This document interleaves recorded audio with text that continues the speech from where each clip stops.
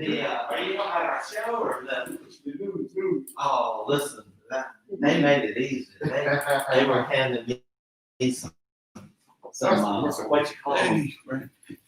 The guy was just feeding me the right questions. It helps a lot, though. All right. So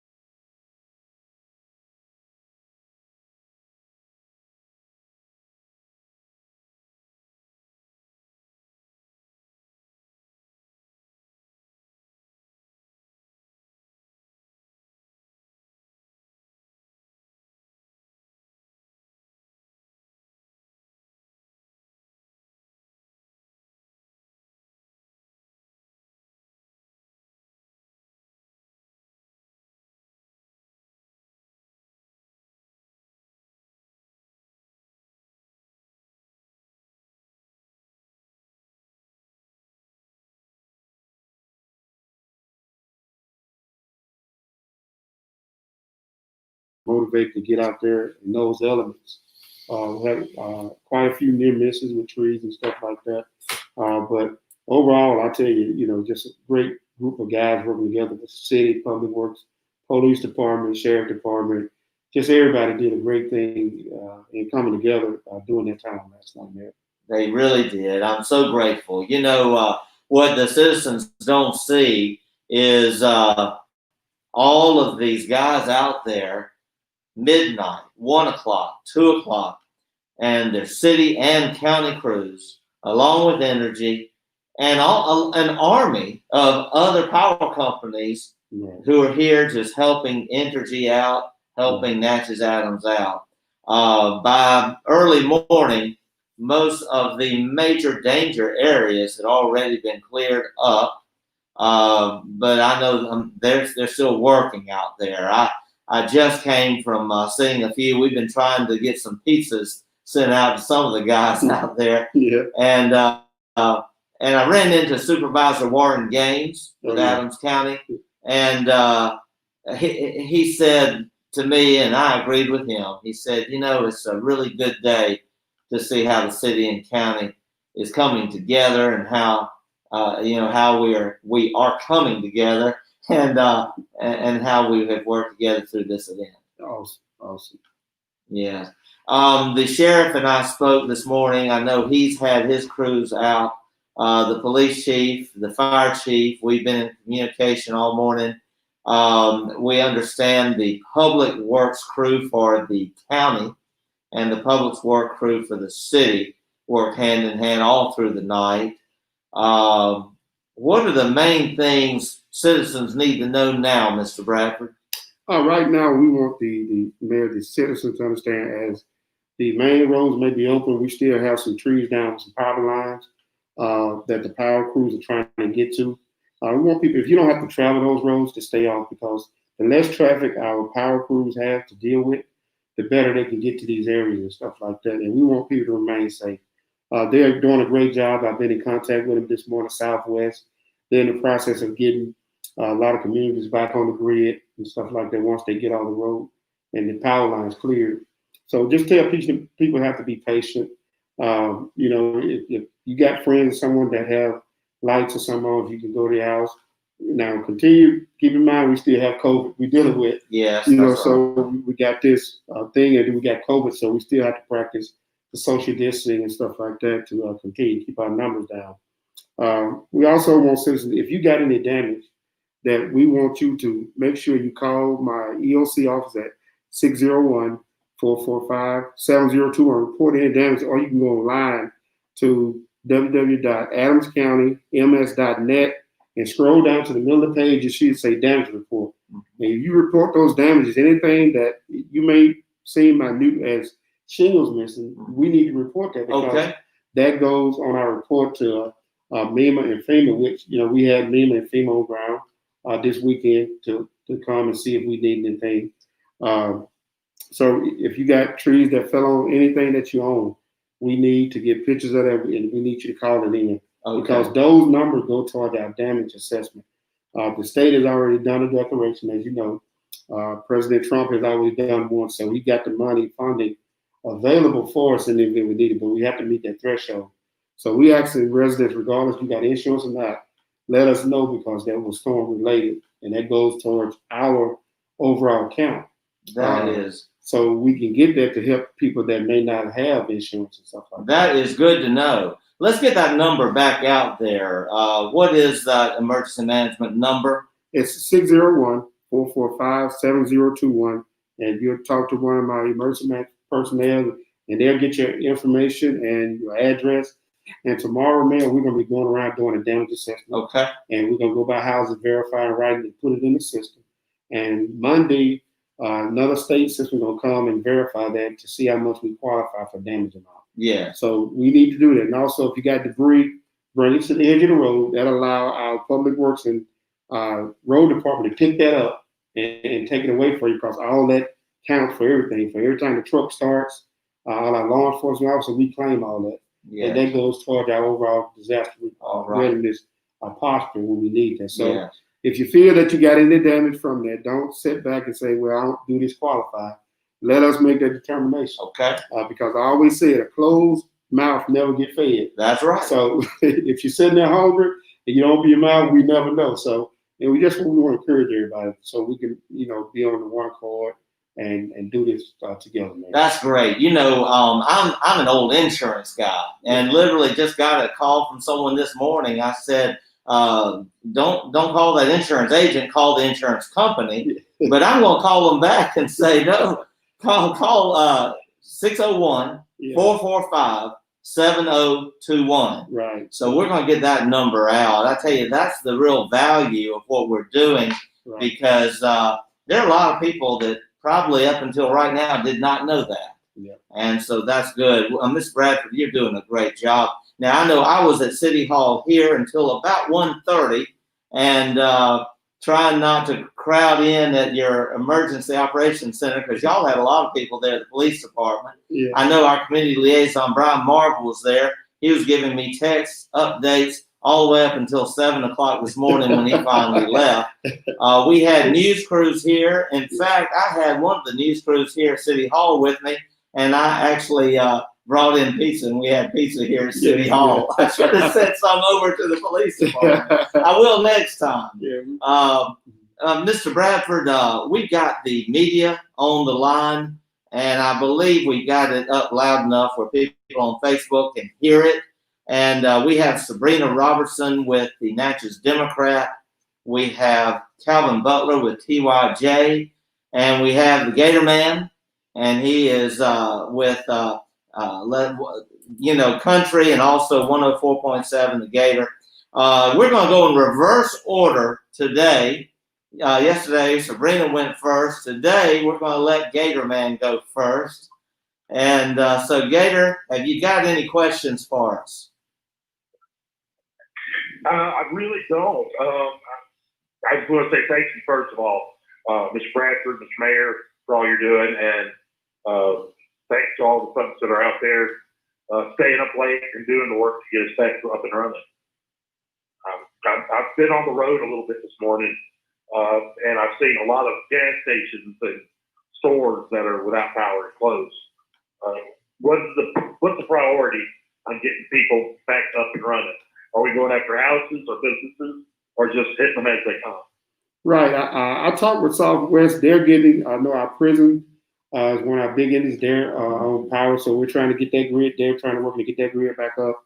And it's going to be based off the emergency protocol, what we're looking at. Because a lot of communities are blocked in by trees, and that's the only way to in and out. That's right. So that's going to be our priority. Those neighborhoods that have the trees down that can't get out and can't get anything in, then we're going to work out self to the middle. So that's what we're trying to do first. And Brandon, I had a conversation with Tim Runnels this morning, our contact with Entergy. And as I said, they were working through the night. One of the real blessings is that Merit Health did not lose power last night, and that was very good. And as you said, a lot of commercial corridors were without power. Now, downtown Natchez was fine. We were very fortunate there. But by noon, they had already gotten a lot of power restored in the area of 61 North, some areas along 61 going south, and working in the J.R. Junkin area. There was a good bit of damage there along J.R. Junkin. There were lines down also along Sergeant Prentice, but they were working on those. They were trying to clear some roads, as Mr. Bradford said, that are blocked by trees and power lines where the residents couldn't even get out of their neighborhood. So they've been working on that. Tim Runnels said that Entergy reports that in Natchez-Adams County, almost half of their customers were without power. And here in the Natchez vicinity, that equates to about 4,500 households. He thinks he's going to get the first round of those. Entergy will get those restored sometime within the next 12 to 24 hours. Now, some may take a day or two, but it's encouraging to note that we had about 2,500 outages during Laura, and they got every one of those back on in about 2 days. Mm-hmm. So that's why we're so glad to see all these other power companies here giving a hand. It's my understanding too, Brandon, they're doing the major major thoroughfares. That's where a lot of the trunk lines go, and then they feed off from there into the neighborhood. So it's a real deliberate approach. And if residents feel like it's unfair, someone got their power on first, trust me, they got a strategy. Right. And their strategy is to follow those lines to get as many people back on as they can in sequence. Calvin, TYJ, have you got any questions or comments? I do.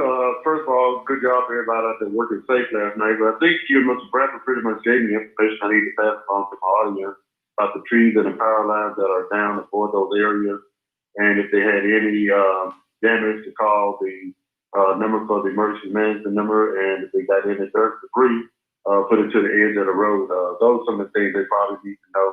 Especially that number that he gave us to put out there to the audience to let them know who to call. A lot of people don't know who to call, and some people may not have insurance. But as you said, each house count goes towards our count and gets reimbursed for this thing. So just, I just want to say good job to everyone. Thank you. And Calvin, as a former supervisor, you know what it is and what's involved, and we appreciate you keeping your listeners informed.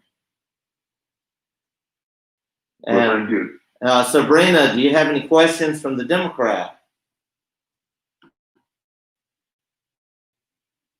Yes, sir. I just wanted to know, I know sometimes in certain areas it can take longer to get the power turned back on. Is there any particular areas where people should make arrangements to buy generators or anything of that nature?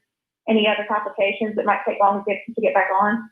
I wouldn't, unless people just urgently need that, I'm not a stickler telling people not to buy generators because that's part of preparation and mitigations due to powers. But we were expecting power outages to be between 2 to 3 days. So, we want people to be patient. If you get an event that you can't live in your residence, we're going to have our shelter open, extended, probably till Monday, to allow people that may need air conditioning or things like that there, or just want to, enjoy some, festivities, to allow to go to the shelter for hours or, days until that power come back on. But we just want people to just be patient. Like the mayor said, even if you may live on this street and they have power next door, you might not be on the same trunk line as them. So we just want everybody to just maintain your awareness.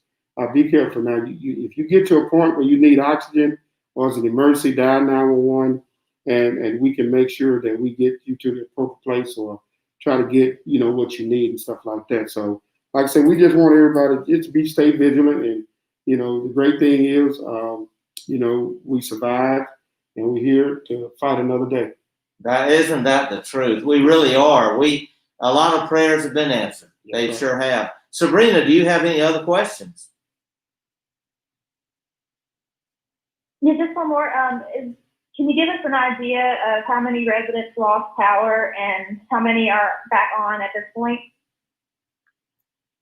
Sabrina, is my understanding that we had in the neighborhood of 4,500 in our vicinity that lost power.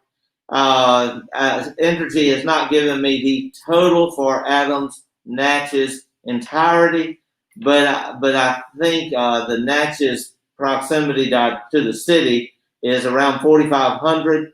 I will tell you this: Entergy has a big problem on their hands right now because down around Woodville, Wilkinson County, they reported almost 90% of their customers were without power. So we really have been blessed here, and we're not sure how many of those have been restored yet.